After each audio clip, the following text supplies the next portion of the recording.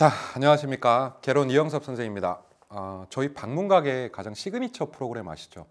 필살기 여러분. 바로 기출 강의인데 3, 4월 달에 저희 이론도 하고 기출도 하고 이렇게 하잖아요. 근데 이 과연 강의가 어떻게 진행되는지, 이 둘의 느낌 차이는 어떤지, 이걸 제가 정말 실제 사례를 통해서 수업을 통해서 보여드리고자 이 영상을 찍는데, 먼저 이론을 배운다는 건 이렇게 배운다는 걸 보여드릴 거고요. 그러면 이론 수업을 듣고 기출 강의를 들으면 이런 부분이 저렇게 진행되는구나 하는 딱 그 느낌을 전달해드리고자 포트폴리오 이론, 분산 투자 이론이죠. 이 이론 가지고 이론 수업과 기출 강의를 연속적으로 보여드리겠습니다. 여러분들 강의 들으시고 저렇게 쌈박하게 하면 되겠다 많이 느끼시고 많이들 강의 수강을 하셨으면 좋겠는데요. 바로 이 포트폴리오 어떻게 진행되는지 한번 보여드리도록 하겠습니다. 먼저 포트폴리오 이론 설명 들어갑니다. 포트폴리오는 분산 투자 이론이라고 표현합니다. 돈을 한 군데 몰빵하지 않고 여러 군데에 나누죠. 자, 즉 부동산에도 좀 투자하고 주식이나 예금 같은 데도 적절하게 투자를 하는 거죠. 한 군데에 몰빵하면 위험하니까 이 위험을 제거하려는 목적으로 포트폴리오를 짠다.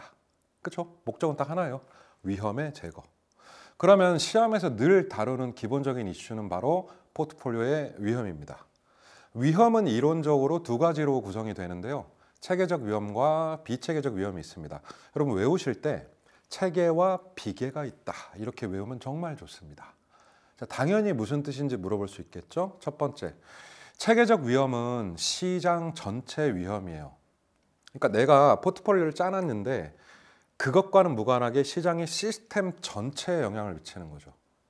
그래서 이런 위험을 체계적 위험이라고 하고, 비계라는 건 하나에만 영향을 주는 개별 위험을 뜻합니다. 예를 들면 부동산에만 영향을 준다. 그럼 이걸 비계라고 하죠. 작년 시험에도 이런 부분을 나왔지만 인플레이션, 경기 변동, 금리 같은 거 생각해 보시면 인플레이션이나 경기 변동 같은 거는 개인의 노력으로는 제거할 수 없잖아요. 그렇죠? 시장 전체적으로 불황이다 이런 영향이 있기 때문에 이런 걸 보통 체계적 위험이라고 하는데, 우리 시험은 늘 이 부분을 냅니다. 바로 체계적 위험은 절대로 제거 불가. 포트폴리오 아무리 명석하게 짜도 체계적 위험은 안 된다. 그러니까 이 문장을 들고 들어가는 거예요, 시험장에. 그럼 우리 뭐 제거할 수 있는 거예요? 전체 위험은 제거할 수 없으니까 오직 비계만. 자, 여러분들 위험에서는 3번에 체계적 제거 불가와 오직 비계만을 가져가시면 이 기본 테마가 정리가 됩니다. 그래서 포트폴리오 효과라는 게 비계를 제거하는 효과다. 자, 그런데 두 번째 이슈는 뭐냐면, 그럼 어떻게 하면 이 효과를 극대화시킬 거냐 이거예요. 그래서 요새 시험에서 또 각광을 받는 게 상관계수라는 개념입니다. 제가 빌드업을 좀 해볼게요. 한번 들어보세요. 포트폴리오 효과라는 건 분산 투자 효과야. 그렇죠? 그래서 위험을 줄이는 겁니다. 그러면 포트폴리오 효과를 극대화하려면 어떻게 하면 될까? 분산 투자를 여러 군데 늘리면 되겠죠. 그러니까 여러 군데에 나눠서 투자를 하면 되겠죠. 그러니까 주식 A 이렇게 투자하는 것보다 부동산, 예금 이런 데 투자하는 게 좋을 거 아니에요. 근데 문제는 여러 군데 늘린다고 능사가 아닌 게, A 주식에 투자했다 해서 B 주식, C 주식, D 주식으로 간다고 쳐봐요. 그럼 이거 사실은 주식에 몰빵한 거 아니에요? 누가 봐도 좀 이상하잖아, 포트폴리오가. 물론 주식하는 분들은 A, B, C, D 이렇게 짭니다만 이건 이론적으로 좋은 포트폴리오가 아니야. 왜냐하면 주식에 거대한 위험이 오면 냈다 수익률이 떨어질 수 있으니까. 그러면 좋은 포트폴리오를 짠다 했을 때 이건 되게 상식적인 게, 여러분 중국집에서 음식을 시킨다고 생각해봐. 이게 약간 A 주식, B 주식, C 주식, D 주식이 어떤 느낌이냐면, A가 짜장을 시켰어. 그러니까 B가 나는 간짜장, 나는 해물짜장, 나는 쟁반짜장 이렇게 시키는 거야, 네 명이. 근데 내가 짜장을 시키는 거예요. 그러니까 이게 뭐가 안 좋냐면, 그 집 짜장이 맛이 없으면 어떡해요? 그럼 정도의 차이는 있지만 냈다 피보는 거 아닙니까? 그러니까 이거는 명석한 메뉴 선정이 아니다. 진짜 상식에 근거해서 처음에 짜장을 딱 시켰으면 뭘 시켜야 되죠? 사람이라면 짬뽕을 시켜야 돼. 짬뽕 안 시키면 사람도 아니야. 그렇죠? 짜장 짬뽕. 그리고 뭐가 들어와야 돼요? 탕수육, 볶음밥. 밥이 들어와야 되죠. 그렇죠? 그래서 볶음밥 시키고, 그다음에 내가 사면은 탕수육, 네가 사면은 라조기 이런 거죠. 그렇죠? 그러니까 우리가 하다못해 밥을 시키더라도 왜 짜장면 느끼하잖아. 그럼 이 느끼한 걸 상쇄시키기 위해서 짬뽕으로 쳐주는 거 아닙니까? 물냉을 시켰으면 비냉을 시키는 거 아닙니까? 자식이 2명이 있어. 의대를 보냈으면 법대를 보내는 거 아닙니까? 그러니까 우리가 일상이 포트폴리오거든요. 그럼 이 포트폴리오의 핵심은 뭐냐? 여러 군데에 투자할 때 좀 반대적 느낌이 있어야 상쇄 효과라는 게 난다는 거예요. 그러니까 이게 핵심입니다. 포트폴리오를 짤 때는 언제나 움직임을 고려해라. 서로 케미를 고려하라는 거예요. 자, 그게 여러분 3번 동그라미예요. 그럼 결론 하나 내자고요. 시험에 움직임을 고려할 때는 유사한 게 좋을까? 반대가 좋을까? 반대가 효과가 좋다는 거지. 짜장, 간짜장보다는 짜장, 짬뽕이 좋다. 그래서 이걸 외울 겁니다. 좋은 포트폴리오란 움직임이 반대, 짜장, 짬뽕이 되는 거다. 그러면 반대가 좋다는 건 알겠는데 그럼 추가적인 이슈는 뭐냐면 이런 거예요. 그럼 주식과 채권이 과연 반대일까요? 주식과 펀드가 반대일까 유사할까? 그걸 우리가 직관적으로 알 수는 없잖아요. 그러면은 두 자산이 어떻게 움직이는지 측정하는 방법이 필요하다는 거죠. 그 측정 계수를 상관계수라고 합니다. A랑 B랑 어떤 상관이 있는지 계산한 값이에요. 그래서 여러분 공부하실 게 이 상관계수 테마입니다. 자, 상관계수는 통계 분석을 한 결과인데 이건 어쩔 수 없이 외워야 돼요. 바로 마이너스 1부터 플러스 1까지 구성이 됩니다. 두 개의 자산을 놓고 수익률의 움직임의 통계를 돌리면 최소값 마이너스 1에서 최대값 1까지가 나옵니다. 그럼 당연히 시험에서 무슨 뜻이냐 이걸 물어볼 거 아니야. 자, 극단적으로 마이너스 1부터 해석을 하자면 일단은 얘는 완전한 음이라는 뜻이죠. 자, 마이너스 1은 서로 반대 어감이 있지 않아요? 그럼 A랑 B랑 마이너스 1이라는 얘기는 서로 움직임이 반대다 이런 뜻이에요. 따라서 이 두 개 포트폴리오 짜놓으면 최고라는 뜻입니다. 그래서 시험에서 마이너스 1이 나오면 굿 이렇게 찍으시면 돼. 최고 좋아. 그럼 오른쪽에 플러스 1은 무슨 뜻일까? 자, 아시겠죠 이제? 플러스 1은 이게 올라가면 얘도 똑같이 올라간다는 얘기예요. 10%씩 똑같이. 짜장면 2그릇. 그럼 완전한 양에 해당하는 플러스 1이 나오면요. 이건 분산 투자를 안 했다는 소리입니다. 그래서 효과가 어떻다? 없다. 다 짧게 얘기해 볼까? 마이너스 1이면 극대화. 1이면 없다. 어느 쪽으로 갈수록 좋겠어요? 1쪽이 좋아요? 마이너스 1쪽이 좋아요? 마이너스 1이 좋지. 유사한 게 좋아? 반대가 좋아? 반대가 좋지. 양이 좋아? 음이 좋아? 음이 좋지. 그래서 이런 키워드들을 좀 정리해서 외우셔야 문제가 풀립니다. 또는 우리 시험에서 좋아하는 표현 중에 이런 게 있거든요. 1번. A, B 두 자산이 같은 방향으로 움직인다. 같은 방향. 짜장, 간짜장이야. 그럼 상관계수 뭐예요? 양이 되고요. 양이면 효과가 떨어지겠죠. 저 세 개가 세트예요. 같음, 양, 배렸다. 두 자산이 반대가 돼야 좋은 거 아닙니까? 그럼 반대가 나오면 굿 이렇게 되는 거죠. 그래서 결론적으로 상관계수는 작은 거 반대. 작은 거 반대. 이걸 외우는 게 이론 수업 내용입니다. 자, 3, 4월 달 수업을 들으면 오전에 이렇게 이론 수업을 듣게 돼요. 그러면 저 포트폴리오 키워드에서는 체계적 위험은 줄어들지 않는다. 이게 중요하고 마이너스 1하고 플러스 1 가지고 다양한 장난을 치는구나 이런 걸 알 수가 있잖아요. 근데 이걸 아는 거랑 실제 문제를 푸는 거랑 좀 다르다. 그래서 여러분들이 기출 강의를 수강하시면 기출 시간에는 실전 지문을 놓고 이런 해석을 하게 됩니다. 큐. 자, 문제 쭉 나옵니다. 1번 문제.